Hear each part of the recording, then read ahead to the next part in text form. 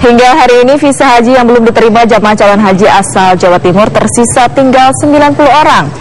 Menurut Kabid Pemberangkatan Embarkasi Surabaya, Muhammad Syakur, angka ini sudah berkurang drastis dibandingkan pada pekan lalu yang mencapai ribuan visa haji.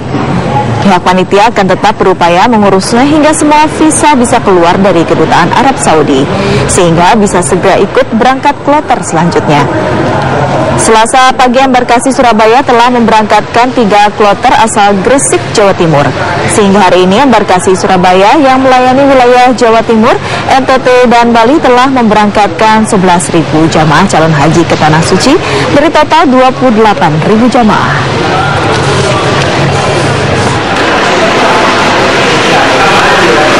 Seluruh masyarakat dan khususnya kepada keluarga calon jamaah haji, karena ini terdiri dari seluruh Jawa Timur, ya. Kami himbau tidak usah terlalu gencar, tidak usah terlalu panik. Ini semua memang prosedur yang kita lalui, karena visa belum jadi tidak diberangkatkan, hanya tertunda saja. Sekali lagi tertunda, artinya tidak gagal dan tidak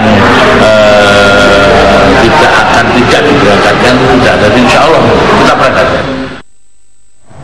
Pemirsa, sejumlah jamaah calon haji asal Makassar, Sulawesi Selatan gagal berangkat ke Tanah Suci karena terkendala masalah kesehatan. Untuk mengetahui selengkapnya, langsung kita bergabung dengan reporter Andi Kumala di sana.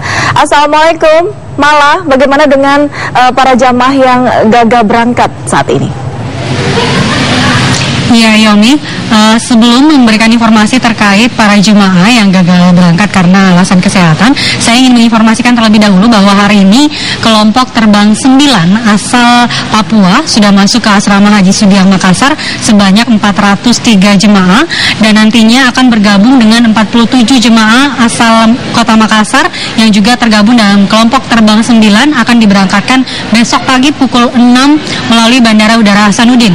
Dan tentunya sebelum berangkat, para jemaah yang sudah ada di asrama haji akan melewati pemeriksaan kesehatan akhir sebelum berangkat di poliklinik asrama haji.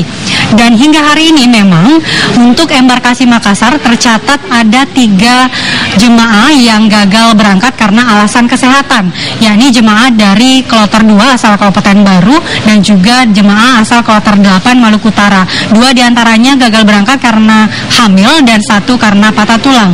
Untuk hari ini khusus kloter 9 ada 4 orang jemaah yang dalam observasi tim kesehatan Poliklinik Mustashifa Embarkasi Makassar karena mengalami gangguan sakit ringan. Untuk lebih jelasnya, saya sudah bersama dengan Kepala Bidang Kesehatan PPIH Embarkasi Makassar, Dr. Luki Cahyono. Assalamualaikum, Dok. Waalaikumsalam. Ya, dokter, kabarnya hari ini ada 4 jemaah yang mengalami gangguan kesehatan dan dalam masa observasi. Itu sakit apa aja, Dok, dan apa tindakan yang dilakukan tim kesehatan selama masa observasi? Ya, karena sebagian jemaah ini risti, jadi pertama banyak kelelahan yang menjadi suatu masalah karena dari daerah asalnya sudah beberapa jam penerbangan dan juga persiapannya, lalu banyak kekambuhan karena penyakit sebelumnya. Jadi yang di sini yang kita temui hipertensi, ya, ada beberapa. Lalu yang dirawat di sini karena tadi kelelahan, kedua adalah demam, ada 2, 1 memang ada diare karena kalau faktor kelelahan lalu makannya tidak teratur, nah itu bisa juga menjadi pencetus suatu penyakit, salah satu diare. Ya. Berarti yang tengah masa observasi ini hanya sakit ringan dan masih bisa diberangkatkan gitu ya? Iya, di sini adalah periksa akhir dan tugas kami adalah menstabilisasi. Jadi menyiapkan jamaah haji yang mengeluh sakit, kita stabilisasi, lalu kita memberikan perawatan untuk disiapkan menjadi jamaah yang sehat, siap berangkat gitu ya. Dok, hingga hari ini kan tercatat ada 3 jemaah yang gagal berangkat karena alasan kesehatan. Itu rata-rata jemaah dari Embarkasi Makassar itu gangguan kesehatannya apa, Dok, yang membuatnya gagal berangkat? Ya, yang gagal pertama kan fraktur, jadi patah tulang, ya, patah tulang. Dilakukan suatu perawatan bukan di dokter, ya, di dukun, lalu masuk ke sini jelas belum bisa memenuhi syarat sehingga kami rujuk ke Rumah Sakit Wahidin. Namun demikian tidak